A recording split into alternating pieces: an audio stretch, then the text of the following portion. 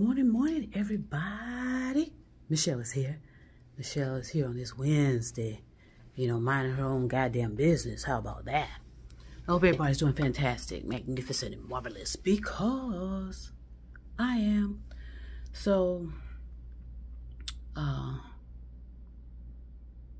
before I get my day going, how about that? I wanted to talk about something that I had to work on. I had to work on, taking control of. We all are responsible for our behavior and being in control of it, and not to make people feel uncomfortable, unnecessarily, and this and that and the other. And that's why it's so important to have your contradictions resolved, as best you can. Because we all grow up differently. Even if you're in the same household, each individual in that household has a perception and a reality and a perspective that's different. I mean, if you find that they're all saying the same things and experiencing the same experiences the same way, then that sounds like either indoctrination, cult, a C-U-L-T.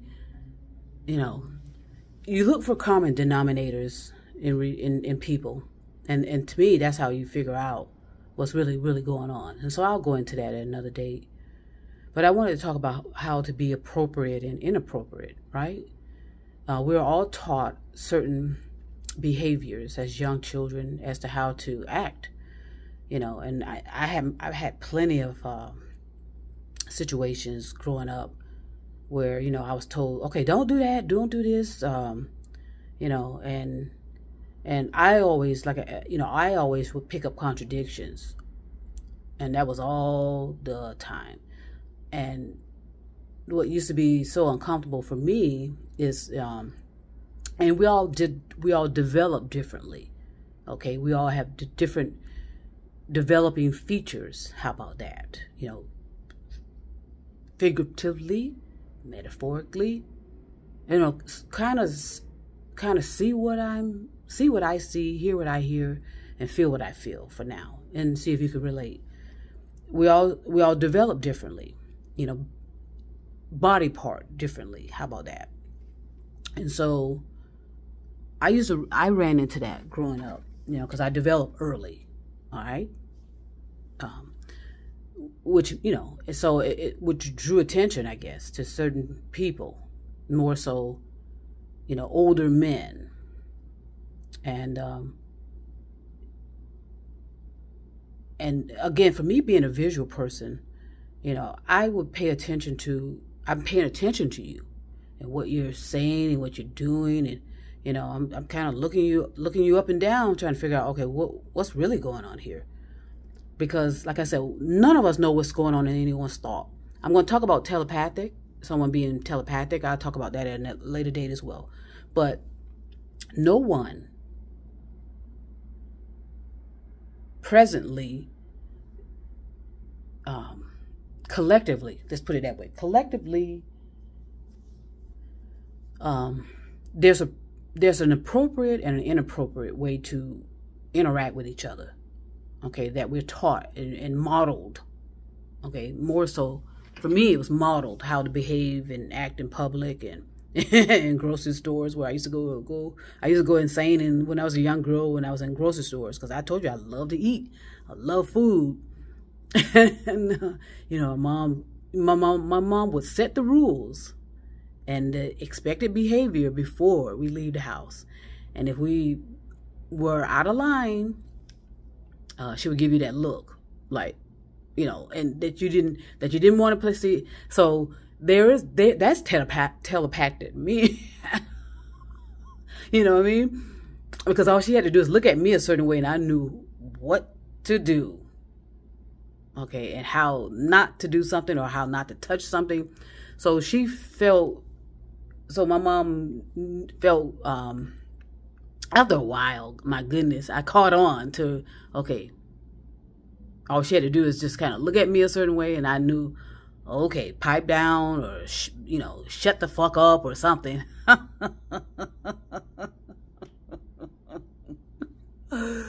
So, because all I had to do was look in her eyes, and I knew, okay, yeah, she's not having that. So okay, cool. And that's where we are running into this very badly, out of the control of good human nature. Okay, in other words, a lot of us don't understand our virtues, you know, our you know, a certain level of standard of behavior and actions. And so a lot of people grow up, like I said, in fantasy. We all grow up in fantasies. I don't care what anyone says. We all grow up in fantasies. We just have to, at some point, learn how to navigate ourselves out of it. And a lot of people don't. And a lot of people will not. They refuse to come out of their fantasies. And some of them have fantasies of entitlement. Some of them have fantasies of superiority. Some of them have fantasy of looking that they're so beautiful as opposed to everybody else. You know, they're just, you know, they have these fantasies that they're just that are so extreme. They're so extreme. And it's going on in their thoughts and ruminating their thoughts. And then they get upset, you know, when their fantasies meet reality. And that usually is in the form of an interpersonal relationship. Right? In other words, we grow up with these delusions, fantasies, expectations, whatever you want to call it, to say that, you know, that there's some people, I'm going to be real honest, that think that they are just perfect. They came out of their parents' womb perfect. They're a perfect specimen of a human being, you know, you know, and they have these expectations, they have these delusions. And so, again, when reality hits, and it usually hits young, when you're, you know, when you're in elementary, because I told you, well, no, I wasn't elementary, but when I was in elementary, yes, I had my little, what they call it, puppy love and crushes on people, and throughout my life and throughout whatever, and I'll go into more details about that. But I'm saying there's a expectation of being appropriate towards each other. Okay. And especially if you are, it doesn't matter what you are necessarily doing per se, whether you are teaching somebody, whether you are just having a conversation with somebody, or you're just providing service. You're just providing service to people. Okay. It ought to have been modeled to you how to treat each other, but we don't treat each other, you know, in terms of respectfulness, those kind of things. We don't do that. We know that. And I told you, as a young girl, I was picking up contradictions, and it continues today. I can pick up contradictions with people. And so, in other words, a work in progress to know how to interact with each other. Okay, and be appropriate towards each other, knowing how the tones and the sounds come out of your mouth, where are your eyes when you're talking to people. Okay, and it's a delusion that's passed on that if somebody's not looking you directly in the eye, they're lying to you, which is garbage, and it causes people to not even know what to fucking do with their eyes. Okay, they can't naturally blink their eyes. They can't naturally be playing in their eyes if they, you know, if their eyes are itchy. You know, okay, you know, there's deception. You know, it's just unfortunate. Well, yeah, it is unfortunate that most of the people that are in charge of supposedly solving, say, crimes or solving problems or trying to find resolutions and solutions have no idea what they're talking about and what they're doing, because they haven't figured that out for themselves. Okay? I grew up in a neighborhood that had all walks of life there. And I told you there were predators there too. Okay, it was because, you know, as a young girl, I was getting a whole lot of attention from older men. And I didn't really care because that wasn't my preference anyway. You know what I mean? But at the same time, it's inappropriate. And no one has to tell someone necessarily how inappropriate that is. But again, because we've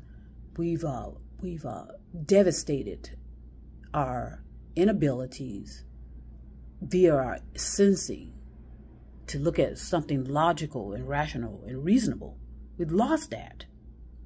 And some of it is acutely lost, and it's degeneracy is what I call it, degeneracy. And there's a large portion of people in that realm, unfortunately, where they've warped their sense of reality. They see themselves as perfect, and they wonder why nobody else does. They see their knowledge is, you know, is that would exceed a Nobel, but they wonder why nobody else sees that or knows that or hear that. You know, they have this wretched delusion of their identity, of themselves, of their ego. It's all ego, of course. And there's some that are in that, and they won't ever come out of it, unfortunately.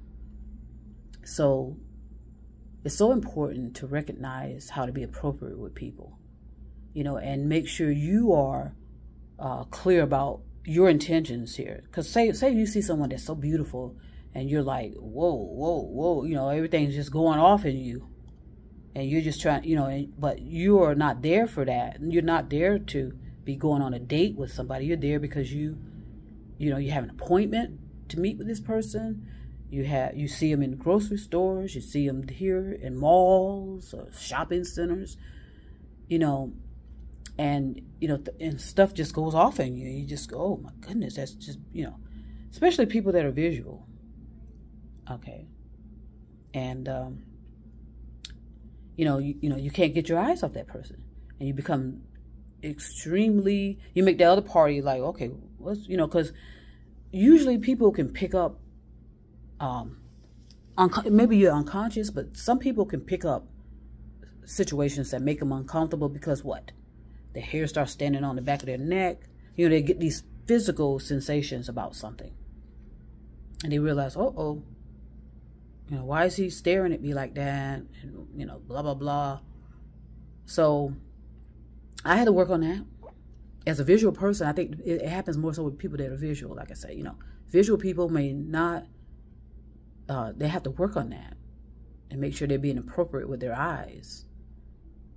And vice versa. You have to make sure you are being appropriate when you're talking to a visual person.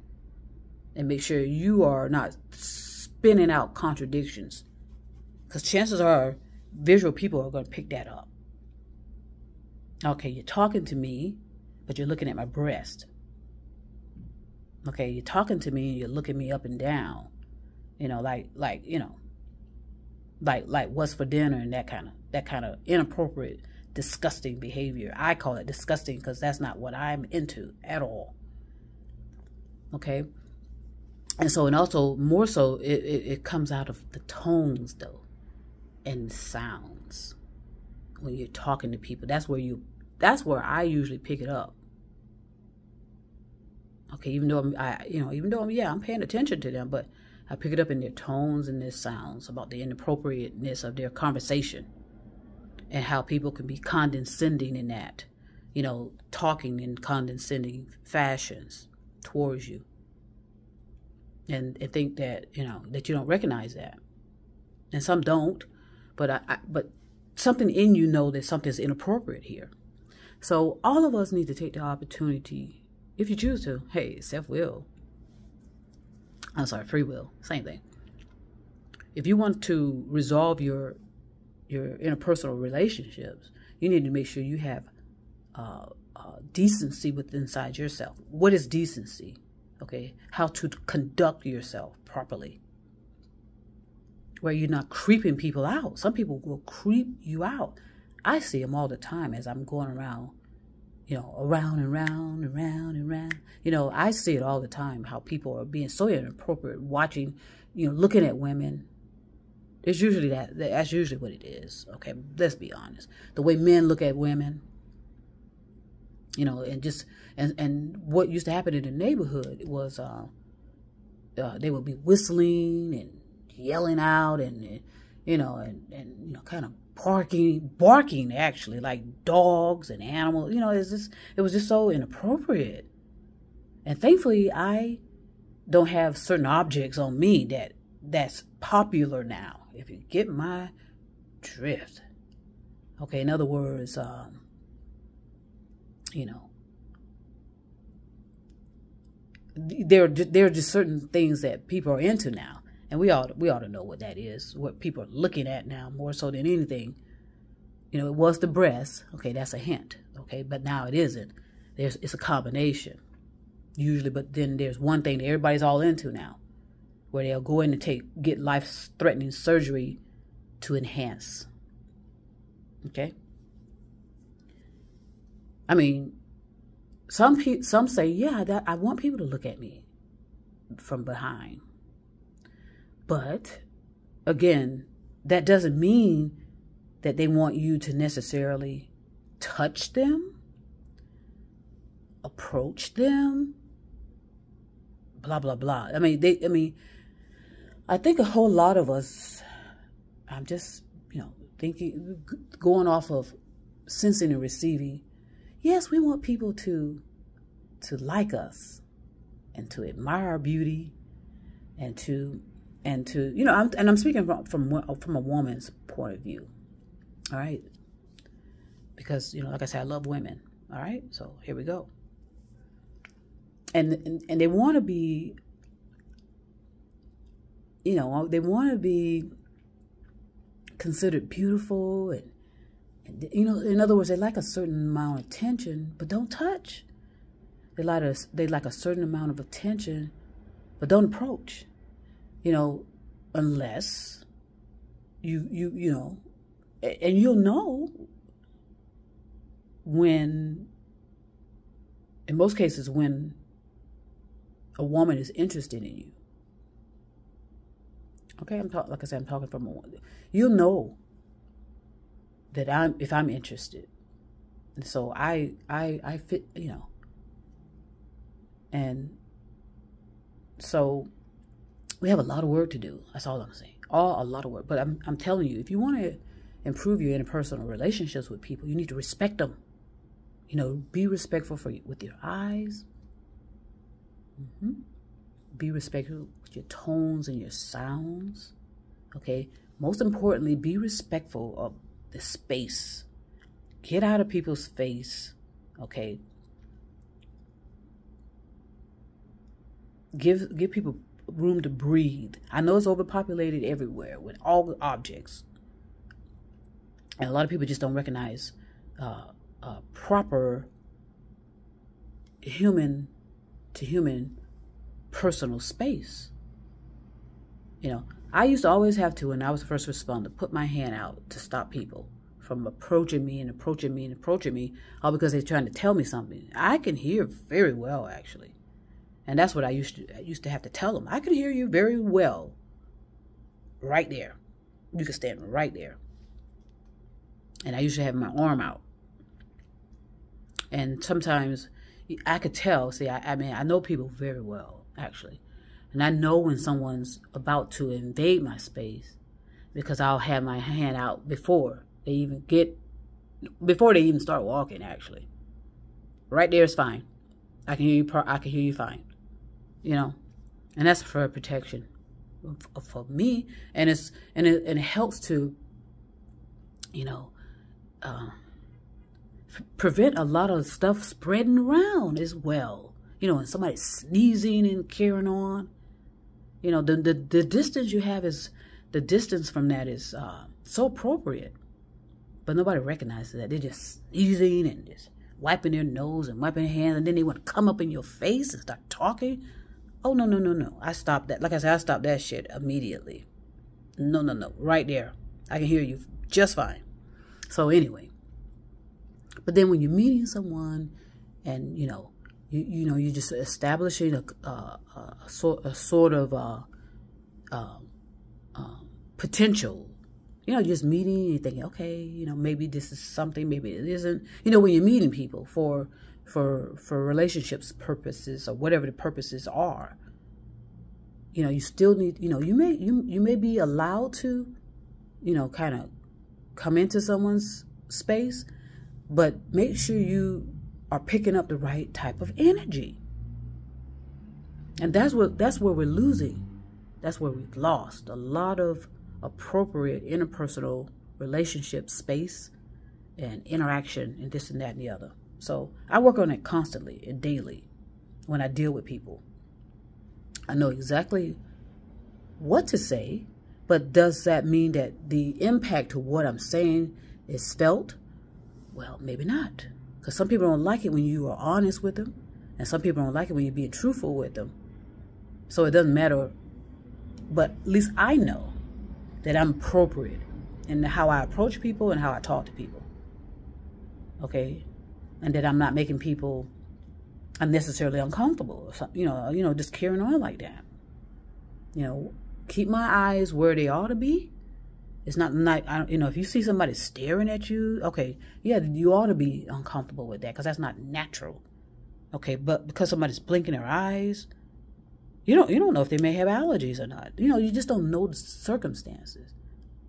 You have to, it's a stage of events, but it also has to start within you. A lot of people are not walking the talk, especially in these so-called field that are supposed to do that type of thing. Solve things, resolve things. They're not walking the talk at all because they can't even solve and resolve their own issues in their own backyards, inside their own homes, with their own children. They talk about how bad children are in inner cities. Remember they used to call it inner cities? Now people are bringing back the word ghetto like they know what that means and have no idea and no clue where that started. It didn't start in black culture. Do your research with that term ghetto. Okay, or children that are at a disadvantage due to their parents' situation, that kind of thing. So we have our hands full, but I find it encouraging, and I find it joyful because it's an opportunity really to help